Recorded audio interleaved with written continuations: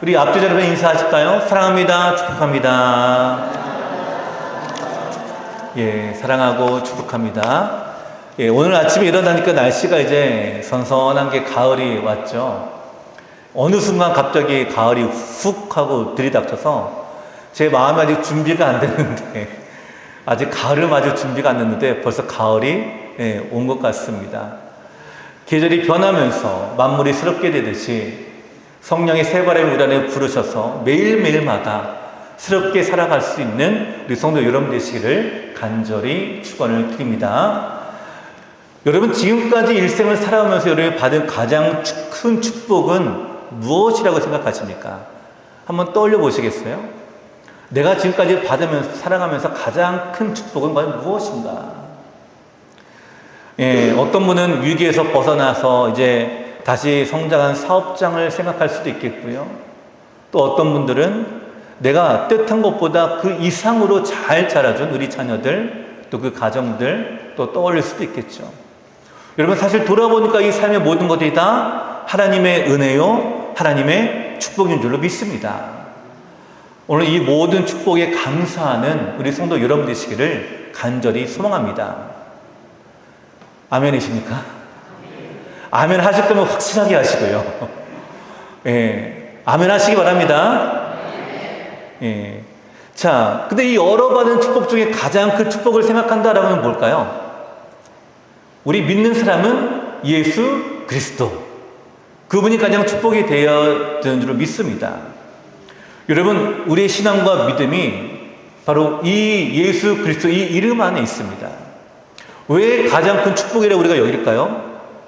바로 우리가 감당할 수 없는 큰 죄악을 십자가를 대신 지시고 우리에게 용서해 주시고 죄 사함의 은혜를 주셨기 때문이죠.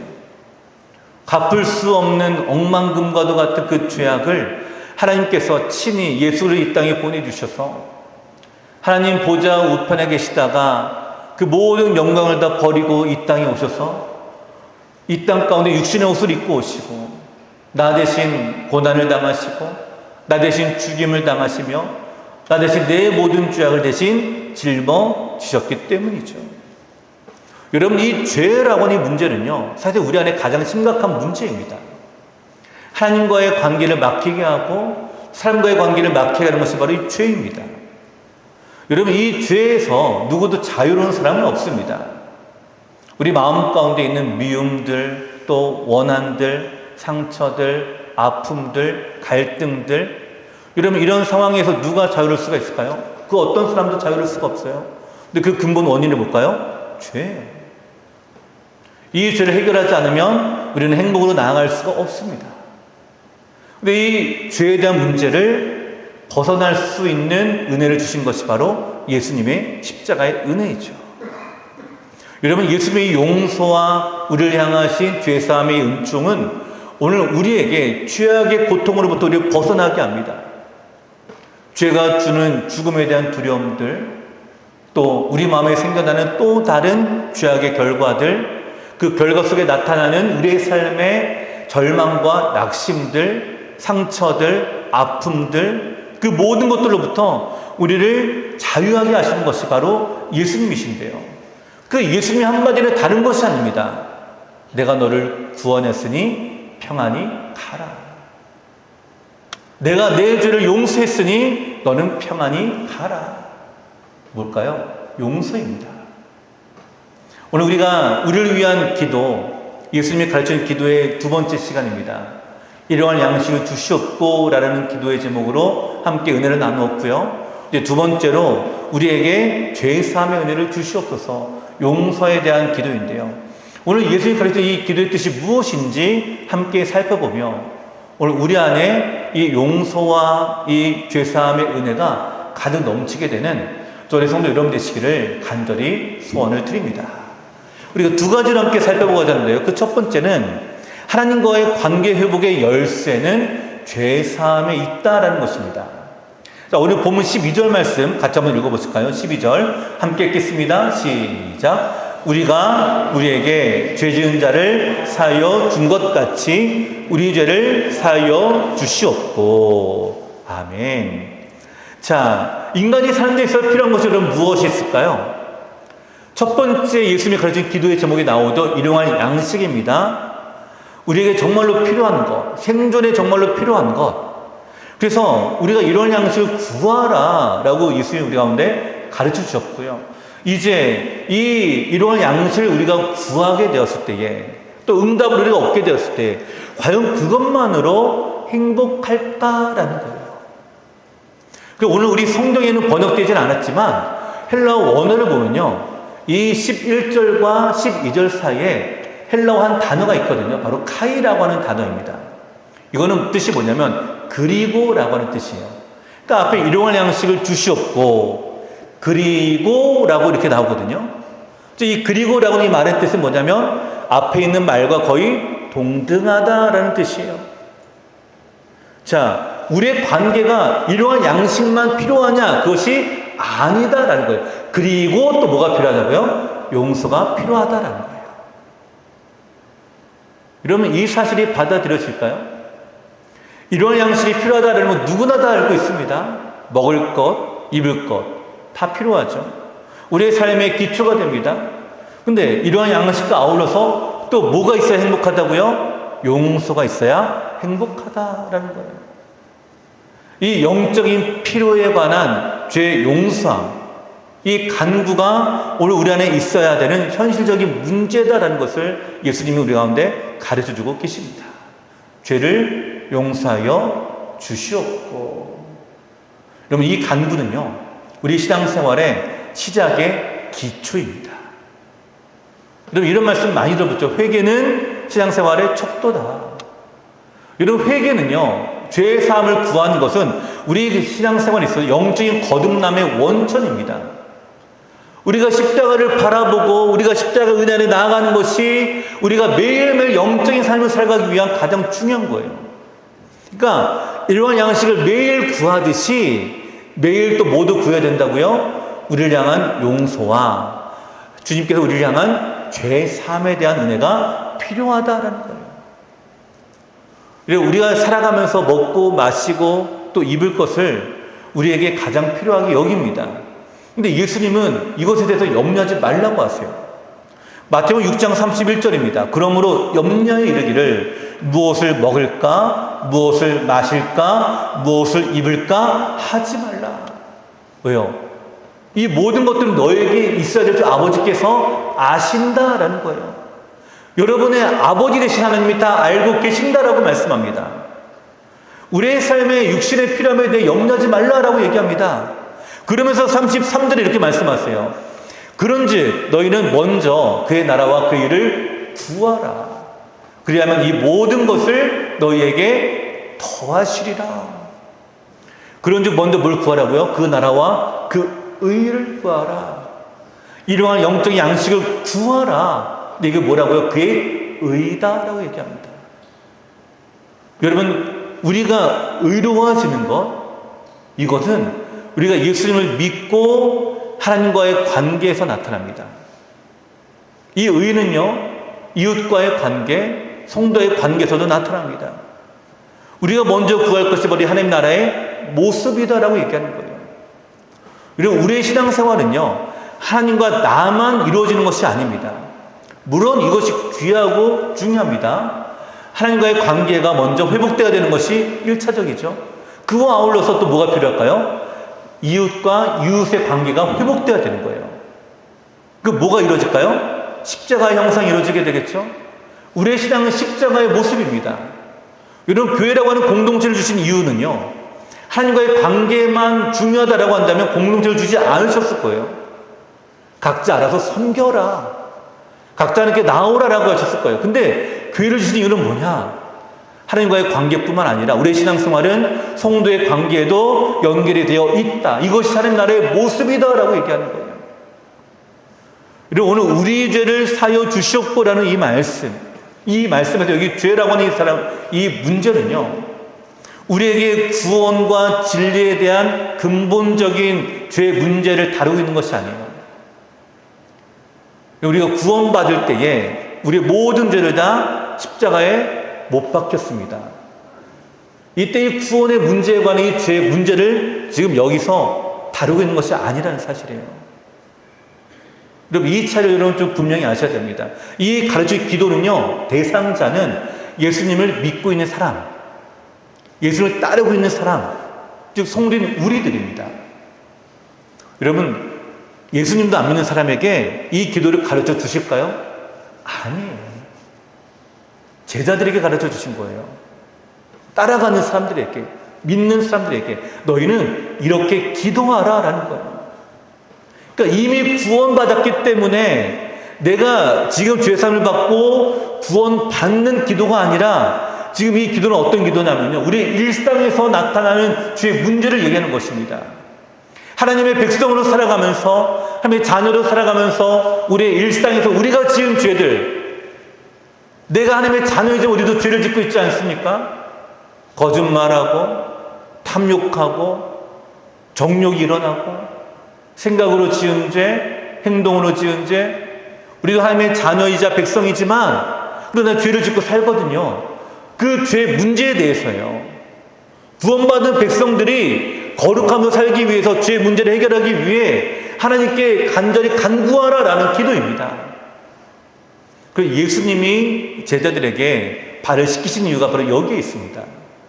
물론 섬김이 보이기 위함도 있었지만, 그러나 우리에게 매일매일마다 발을 씻는 이유, 매일마다 우리가 죄사함에 구하는 기도가 필요하다는 것을 보여주시는 거예요. 요한복음 13장 10절에 예수님이 이렇게 말씀하십니다. 예수께서 이르시되 이미 목욕한 자는 발밖에 씻을 필요가 없느니라. 온 몸이 깨끗하니라. 너희가 깨끗하나 다는 아니니라 하시니. 여러분, 처음에 목욕을 싹 하고 나면 몸이 어떨까요? 깨끗합니다. 근데 나갔다들은 뭘 씻어야 돼요? 발을 씻어야 돼요. 이게 우리의 모습이다라고 얘기합니다. 목욕했다는 것은 영적인 의미로 우리가 구원받았다, 내가 거듭났다라는 뜻이에요. 하나님의 자녀로 내가 거듭나고 깨끗함을 입었는데, 근데 우리가 살아가다 보니까 어때요? 죄를 짓잖아요. 그 죄 사함을 발을 씻기심으로 우리 가운데 본을 보여주신 거예요. 하나님의 자녀로서 마땅히 살아가지 못한 모습, 하나님의 자녀로서 우리가 순종하지 않은 것들, 하나님의 자녀로서 우리가 경배하지 않은 것들, 하나님의 자녀로 내 마음대로 살았던 그 모든 죄악들, 그것도 어떻게 하라고요? 다 그대로 안고 살아가는 것이 아니라 씻고 살아가라라는 거예요.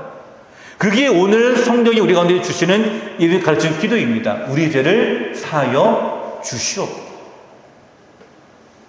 여러분, 우리가 죄를 지었을 때요, 하나님 우리에게 주신 구원을 취소하실까요? 제가 세례 문답을 할 때, 또 학습 문답을 할 때 이런 질문 참 많이 합니다. 지금 죽으면 천국 갈 수 있으십니까? 여러 번 대답해 보시겠어요? 지금 죽으면 천국 갈 수 있으시겠습니까? 예, 아멘이시죠? 근데 여기 한 가지 질문을 더 드려요. 만약 내가 죄를 지었으면 천국 갈 수 있을까요? 여기서 생각이 바뀌어지죠? 내가 지금 죄를 지었는데 갈 자격이 있나? 여러분, 어찌 생각되십니까? 근데 이게요, 죄송하지만 나이가 많이 들수록, 어른이 될수록 이 생각이 더 많아지신대요. 왜냐하면 살아온 날들이 많으시잖아요. 많으시니까 머릿속에 자꾸만 후회되는 것들, 잘못했던 것들 자꾸만 떠올리니까 내가 천국 가도 되나? 이런 나도 천국 갈 수 있나? 이러신대요. 자, 사랑하는 성도 여러분, 제가 분명히 말씀을 드립니다. 오늘 성경은, 하나님의 말씀은 우리가 천국 가는 것은 예수 그리스도를 믿음으로 갑니다. 내가 지금 죄를 지어도요, 천국에 대한 약속을 취소하지 않으십니다. 여러분의 자녀들이 잘못했다고 해서 여러분의 자녀들을 이제 너 잘못했다고 내가 네 이름을 호적에서 팔 거야, 물론 이렇게 말씀하시는 분이 계시긴 해요. 근데 실제로 그렇게 하시나요? 그렇게까지 얘기하는 이유가 뭘까요? 너 그거 용서 안 하면, 너 그거 용서받지 않으면, 잘못한 거 너 되돌아오지 않으면 내가 호적에서 팔 거야까지 얘기하는 건 뭘까요? 그만큼 잘못했음을 기억하고 인지하고 회개하고 돌아오라라는 거예요. 너 잘못했지. 인정하라는 거예요. 잘못한 걸 깨닫고 의로 다시 돌아오라라는 거잖아요. 오늘 하나님 우리가 하나님의 백성이 되어서요. 우리가 죄를 지었다 할지라도 우리를 구원한 그 구원 취소하지 않으십니다. 대신에 뭐가 있을까요? 행복하잖아요. 구원이 취소되지는 않는데 행복하지 않아요. 신앙생활의 기쁨이 사라집니다. 은혜가 사라져요. 점점 더 하나님과 멀어집니다. 하나님과 멀어지는 이유는 뭘까요? 죄 때문이에요. 자녀들의 관계가 깨지는 않지만 관계가 멀어지니까 어떻게 돼요? 은혜가 떨어지게 되고 기쁨이 사라지게 되고 기도하지 못하게 되고 말씀을 읽지 아니하게 되고 점점 더 멀어지게 됩니다. 이렇게 그냥 살아도 괜찮을까요? 그냥 이대로 사시겠습니까, 우리가?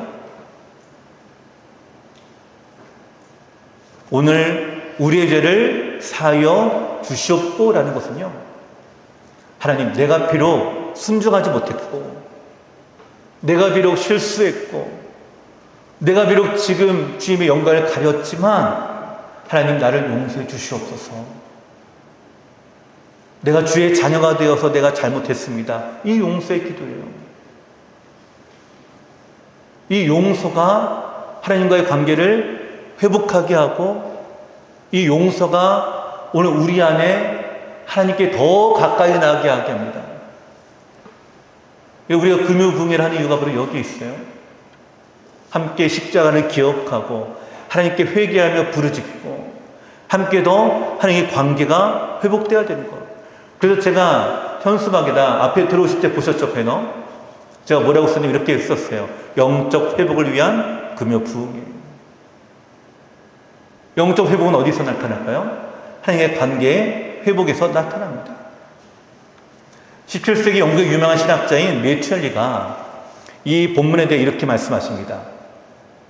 만일 우리 죄를 용서받지 않으면 일용할 양식은 도살용 양을 살찌게 하듯이 우리를 살찌게 하는 것밖에 되지 않는다. 용서하지 않으면, 죄를 용서받지 않으면 어떤 상태라고요?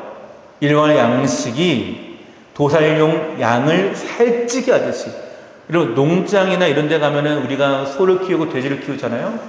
그러면 어떻게 키웁니까? 잘 먹입니다. 왜요? 잘 살쪄야 좋은 값에 팔리니까.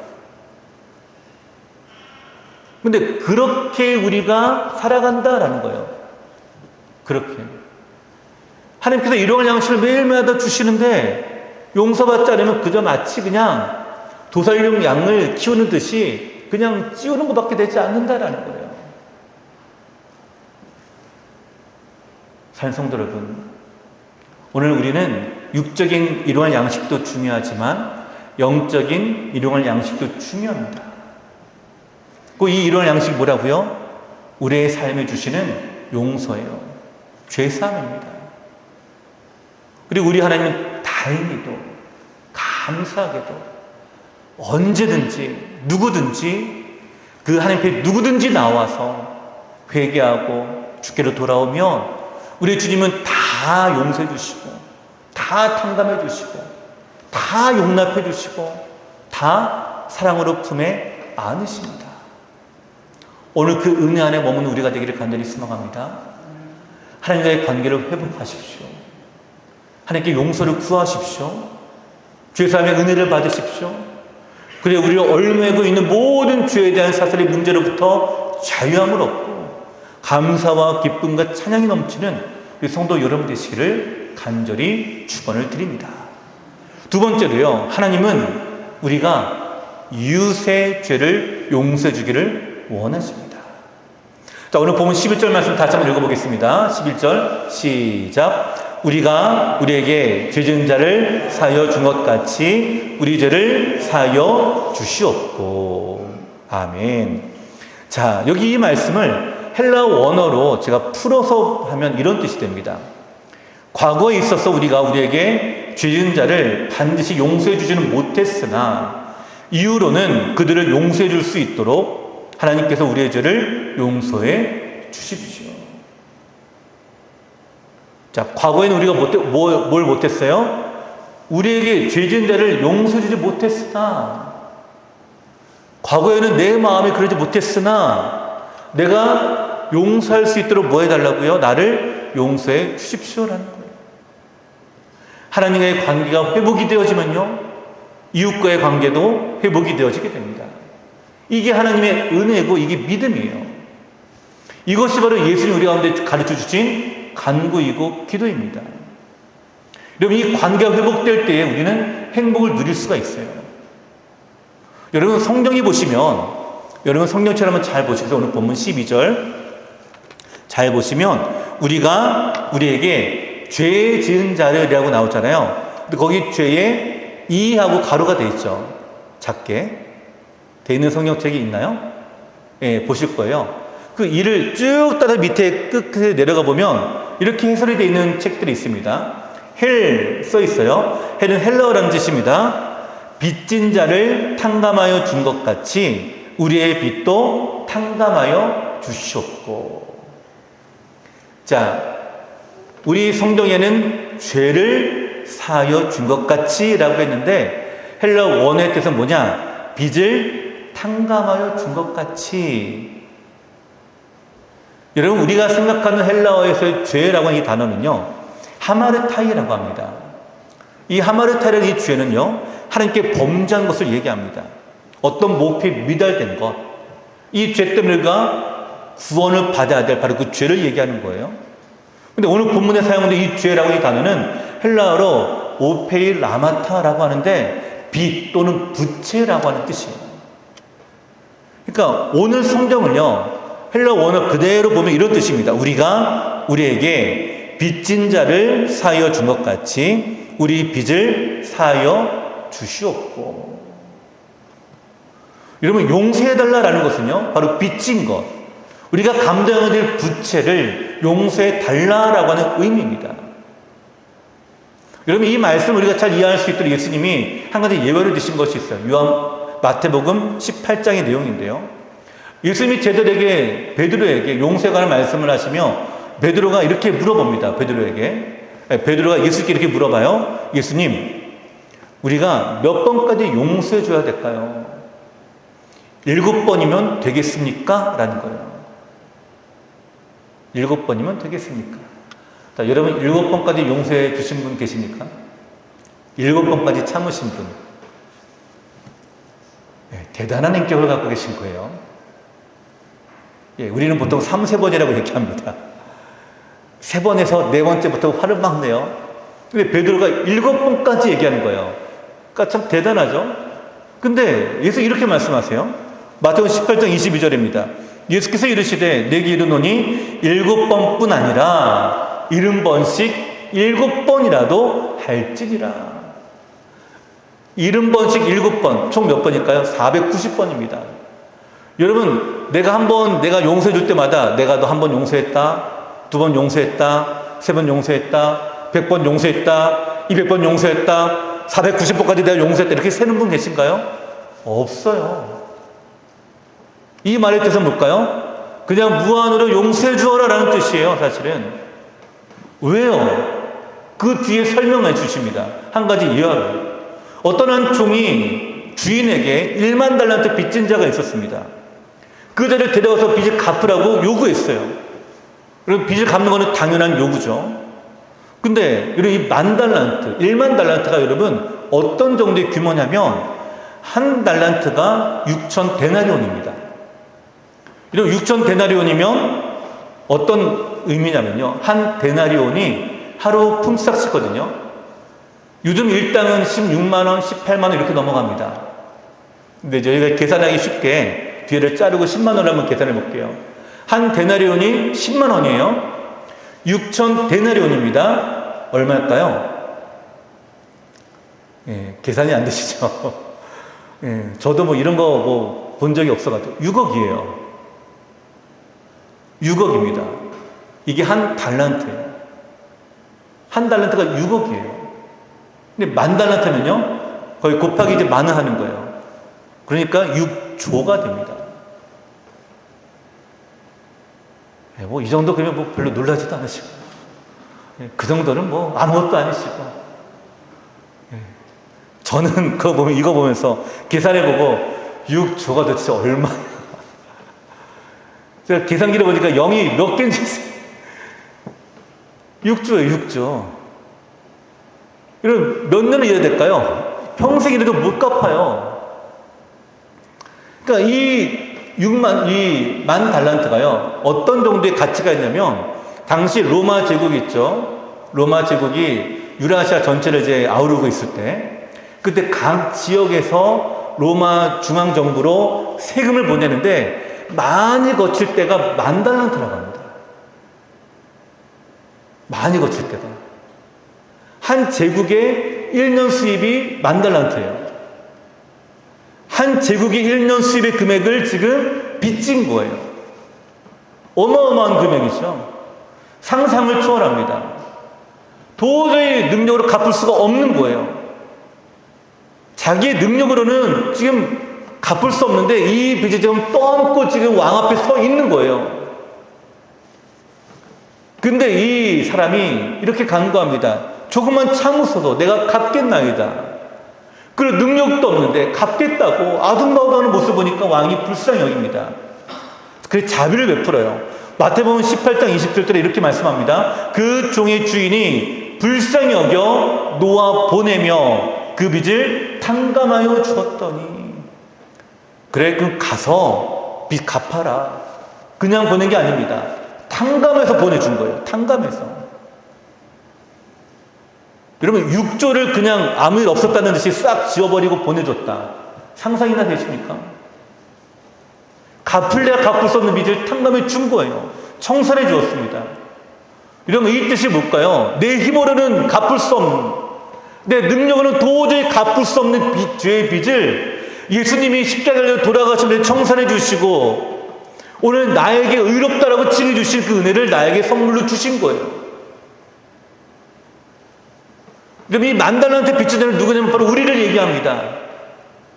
내 능력으로는 도저히 천국에 들어갈 수가 없는, 생명을 얻을 수가 없는, 그 영원한 하늘나라에 들어갈 수가 없는 자를 하나님이 다 아무 일 없다는 듯이 그냥 다 받아주신 거예요. 여러분 우리는 이렇게 용서를 받은 사람이에요. 그럼 이 용서를 받으셨습니까? 이 은혜를 받으셨습니까? 나를 구원주신 이 선물, 이 은혜를 여러분 어찌 줄 수가 있을까요? 10,000달란트인데. 우리가 1억만 내 인생에서 누가 1억만 내 빚을 탕감해 줘도요, 여러분 어떨까요? 평생 감사하지 않겠어요? 하면요 10,000달란트 같은 어마어마한 이 금액을 탕감을 받았는데, 오늘 우리가 이 은혜를 우리 마음에 깊이 새기게 되기를 저는 간절히 소망합니다. 근데 중요한 사건은 그 다음에 일어나요. 이 사람이 이제 기쁜 마음으로 왕국에서 나왔겠죠. 나왔는데 가는 중에 누구를 만났냐? 자기에게 200데나리온 빚진 자를 만납니다. 자, 200데나리온이면 얼마일까요? 200일. 우리로 따지면은 2,000만 원 정도 되겠죠. 자, 근데 이 부채를 갚으라고 요구해요. 이 빚진 자가 이 종에게 요구합니다. 조금만 참아주십시오. 내가 갚겠습니다. 여러분 2,000만 원을 갚아야 된다. 그래도 어느 정도 좀 감당될 만하지 않을까요? 조금만 기다려줘도 되지 않을까요? 근데 그 기다리는 것조차 허용하지 않아요. 당장 갚으라고 하며 이 사람을 옥에 가둡니다. 자, 이런 사람을 향해서 성경이 뭐라고 얘기하고 있을까요? 마태복음 18장 32절입니다. 이에 주인이 그를 불러다가 말하되 악한 종아, 내가 빌기에 내가 내 빚을 전부 탕감하여 주었거늘 내가 너를 불쌍히 여김과 같이 너도 내 동료를 불쌍히 여김이 마땅하지 아니하냐고. 뭐라고 표현한다고요? 악한 종아라고 얘기하는 거예요. 여러분 이해가 되십니까? 아니 내가 탕감받은 건 탕감받는 거고 그 사람의 관계는 또 다른 문제잖아요. 받을 건 받아야죠. 근데 내가 그거 탕감해주지 않았다고 나에게 뭐라고 얘기하는 거야? 지금 악한 종아라는 거야. 악한 종아. 악한 종아. 지금 누구에게 얘기하는 걸까요? 1만 달란트 탕감받은 사람. 누구라고요? 예수 믿는 우리들에게 얘기하는 거예요. 예수 믿는 우리들에게 하나님 말씀하시는 거예요. 내가 너를 용서해 줬는데 왜 너를 용서해 주지 않느냐, 이 악한 종아라는 거예요. 자, 사랑하는 성도 여러분, 200데나리온은요 바로 자기 자신이 진 빚 1만 달란트의 60만 분의 1에 불과합니다. 60만 분의 1이에요. 우리가 그 정도는 용서를 못할까요? 내가 용서받은 것에 60만 분의 1인데 왜 용서하지 못할까요? 용서를 화해로 생각하기 때문입니다. 뭐로 생각한다고요? 화해로 생각한다고요. 여러분, 용서와 화해는 다릅니다. 화해는요, 양 두 사람이 서로 용서를 주고 받음으로 이루어지는 거예요. 그리고 화해는요, 한 사람에도 용서하지 않고 받아주지 않으면 화해는 이루어지지 않습니다. 근데 용서는요, 화해가 아니에요. 용서는 상대방이 내 용서를 받아주든 받아주지 않든 일방적으로 하는 거예요. 여러분 잘 생각해 보세요. 누가 용서할까요? 자, 제가 표현을 다시 한번 바꿔볼게요. 누가 탕감해 줄까요? 누가? 빚진 자가 탕감해 줄까요? 아니면 빚을 준 사람이 탕감해 줄까요? 그쵸. 빚을 준 사람이 탕감해 주죠. 빚진 자는요, 탕감받을 자격조차 없습니다, 사실은. 하나님이 그 탕감할 수 있는 능력이 있으니까 탕감해 주신 거예요. 그리고 오늘 우리에게 또한 말씀하시는 거예요. 그와 같이 탕감해 주어라라는 거예요. 그와 같이. 근데 우리는 용서를 화해로만 생각합니다. 그러니까 상대방이 내 용서를 받아주지 않는데 왜 내가 용서해야 됩니까? 라는 거예요. 아닙니다. 상대방 용서를 받든 받지 않든 내가 용서해 주는 거예요. 빚을 탕감을 받든 받지 않든 나는 탕감해 주는 거예요. 이게 바로 용서예요. 그리고 하나님 우리가 용서하기를 원하십니다. 그리고 두 번째로 왜 우리가 용서하지 못하냐? 용서가 상대방을 위한 것이라고 생각하기 때문입니다. 여러분 이런 말씀 많이 듣지 않습니까? 누구 좋으라고? 누구 좋으라고?